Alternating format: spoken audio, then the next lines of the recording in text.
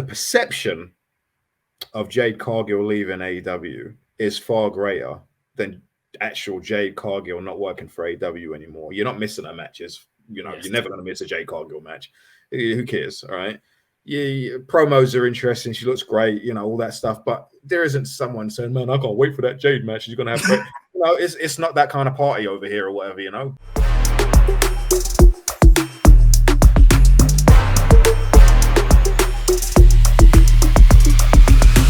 Let's talk about finishing stories. Another story's not going to finish. Jade Cargill, her AEW, the love story that she professed, I would say, last week, just about 2 weeks ago on last week, Thursday, bro. Was it last week? See, so Thursday, yeah, Women's Talk Wrestling. Jade Cargill was being interviewed. Big up Women's Talk Wrestling, and she basically talked about her love for Tony Khan.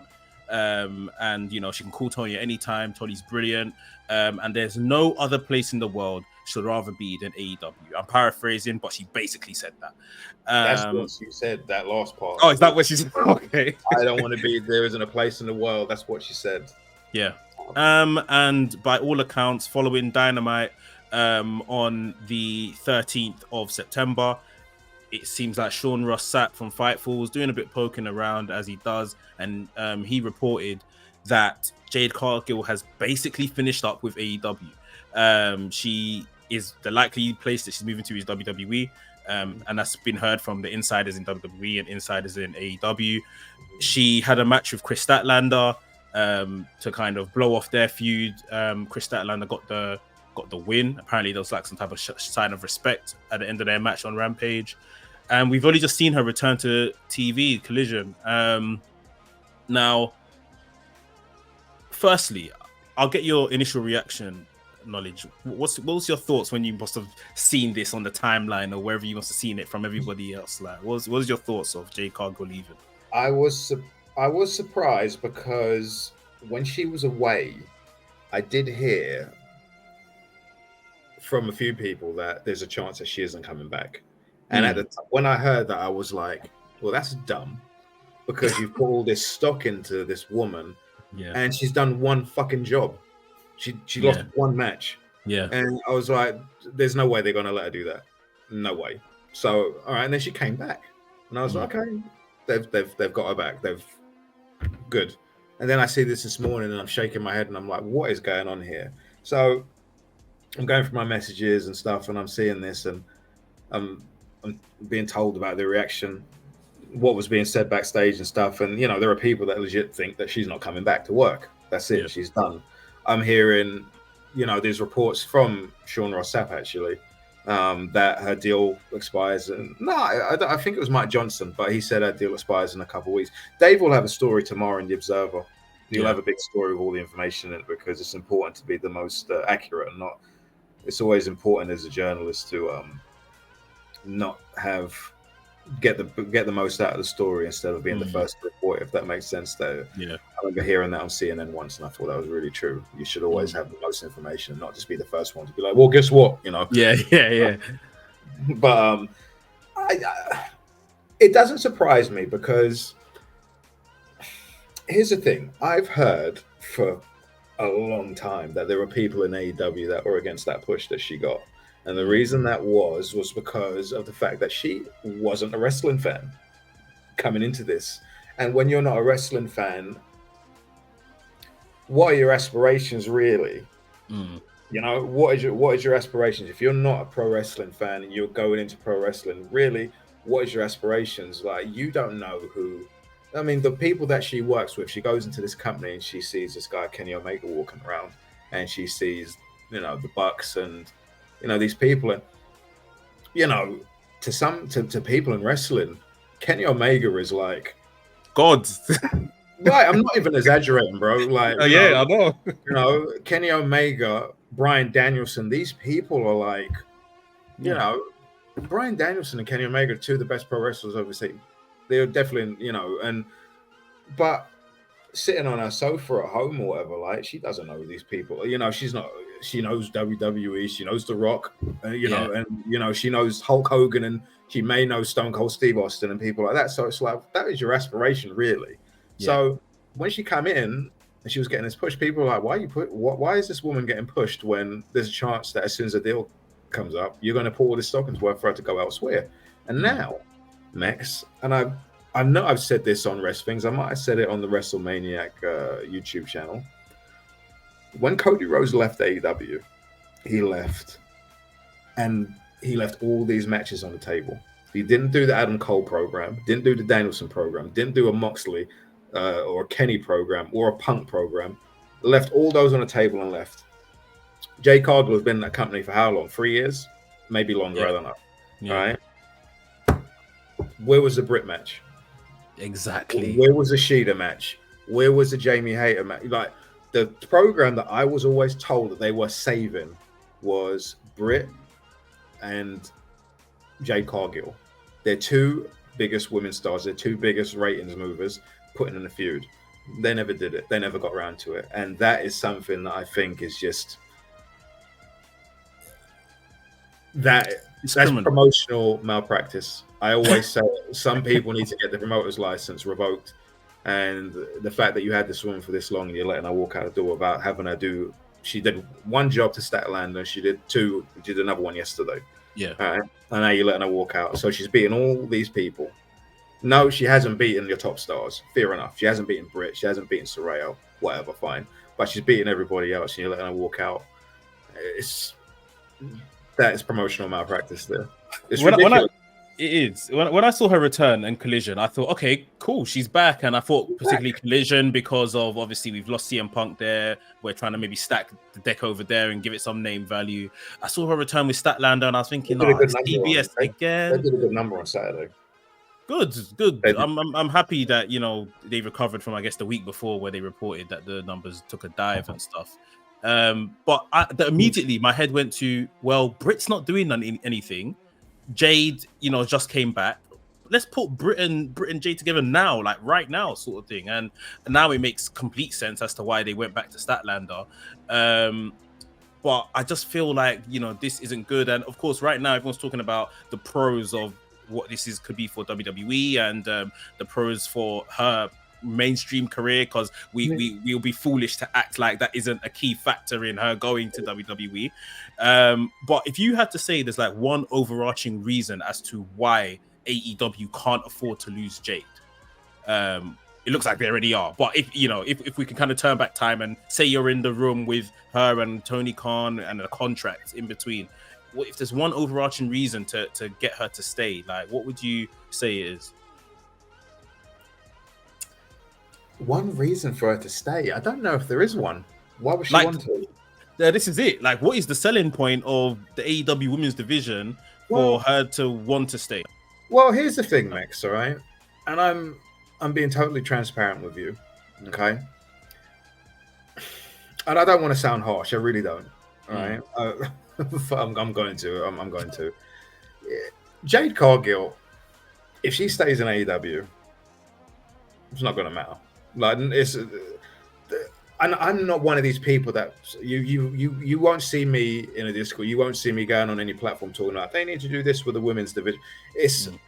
It's way more complicated. Booking a women's division on television is way more complicated than people even know.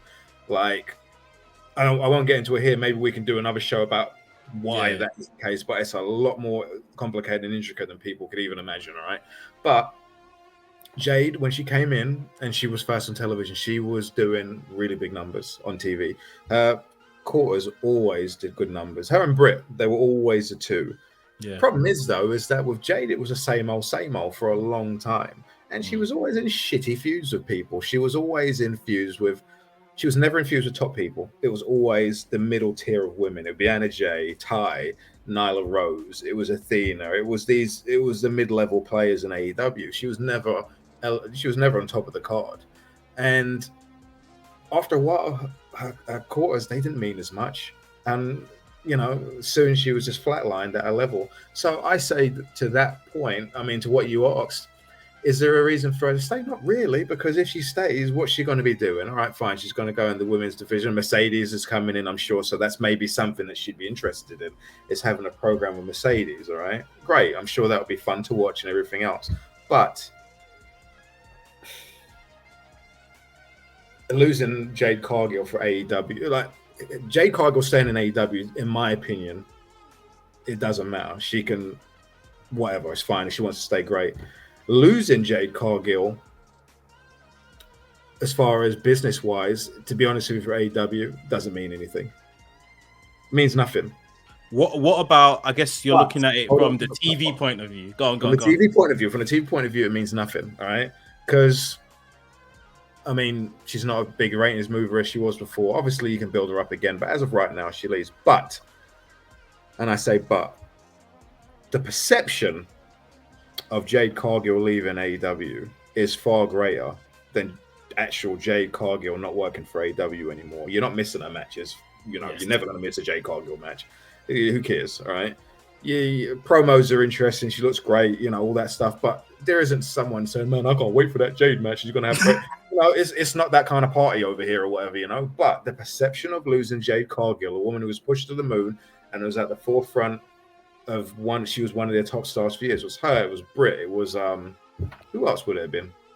Well, right? Shida obviously was champion over that whole pandemic period. So yeah. All right. So you got those three. Let's say you got those three. Losing her as perception isn't good, and I mean, Dave might write about it tomorrow, and I haven't heard anything. I don't know what Tony Khan offered her to stay. Maybe he didn't offer anything because maybe he knew that her mind was made up. You know, because he could afford to keep Jade. Yeah. He could afford to keep her. He could offer her whatever he wanted to. You know, but obviously he didn't for whatever reason. But yeah, she stays. I don't think it means anything for AEW. Like, if she leaves, I don't think it means anything for AEW other than the perception. But that perception, that's not good because Cody left. Exactly. And he became a massive star on the other channel, a big star. And that was the best thing for him. Him leaving was the best thing. It was the best thing for wrestling as well, as a whole. And Jade going to WWE, you know, she needs to go and, I mean, she does a lot of things in the ring that they're not going to like. She doesn't work that style, so she's going to have to go to the PC and work for a bit on a few things. But, you know, the work rate doesn't matter. As long as she goes in there and she doesn't hurt anybody and she, you know, she can work with the other talent, she'll be fine. And I don't know what name they'll give her if she does go in. It probably won't be Jade Cargill. It'll probably be Jade something, or maybe just Jade. Maybe just Jade, yeah. Yeah, just Jade, and they'll go with that. But I think it's the best for her. I don't think it's that big of a loss for AEW other than the perception aspect. I mean, another thing as well that I want to say is that if she does leave and they push her, and she will get over because as soon as she walks on the TV, you know, she's a big get from AEW. So yeah, she'll be over and the fans, she'll be a babyface. But what that does is it makes the other women in AEW look over there and they go, look at that. Look at that. I'm sitting here and we're performing these days in, you know, buildings with a few thousand people in it because we can't draw over here in the US, you know, and she's over there working in sold out buildings in front of 10,000 people or whatever with a big push. So that's something that Tony's going to have to work on as well, because I'm telling you, like, some of these women in AEW, when their deals come up, like Britt, all right, Britt being the key one, whether she'd leave or not is a different story because she's got an actual job that she really enjoys, and I don't think WWE would allow her to have. But when she does, when a deal does come up, they're going to be interested in her. They're going to be interested in, I would assume, Shida as well. I would like to think Triple H would probably want to bring back Toni Storm. Whether she would want to go, obviously, is a different thing. I don't see that happening. You don't think he would want her back? He's had it since NXT UK. No. I think he'd want her back, but I don't think. I think as of right now, the fact that she works for her husband, she's really pushed well on that TV show. When she was last on WWE TV, she was treated like a cunt. You know, so it's like, you know, and she was really, you know, she walked out. She walked out. You know, she just went home. She couldn't have it. You know, she couldn't take it anymore. But there's going to be a lot of women days, and like I said, that's something that he's going to have to look at, because AEW have got a lot of issues right now. A lot of issues.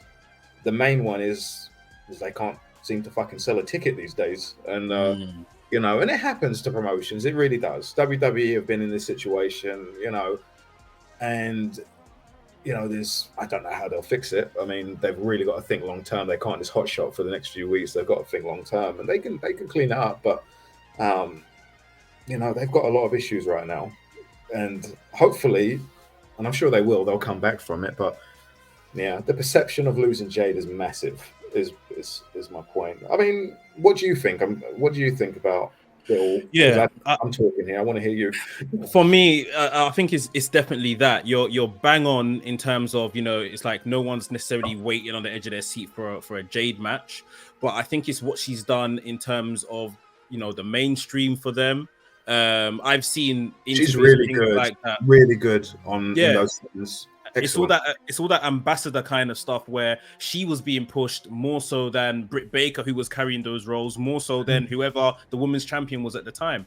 She would walk into places with a TBS title and people think that's the women's title, the world women's title. And like you said, the perception is great. Like, other than Cody, who was obviously he's a founder of the company, one of the founding fathers, like this is massive. She's arguably one or two, top three biggest mainstream stars in that women's division. And I think it says to something as well, the homegrown people that they've invested in. It's like, are they just seeing this as a much popular televised, glamorized NXT? And then, because they've grown up on WWE, we can't lie about that. And do they still want to go over there? And yeah, it's worrying in that sense.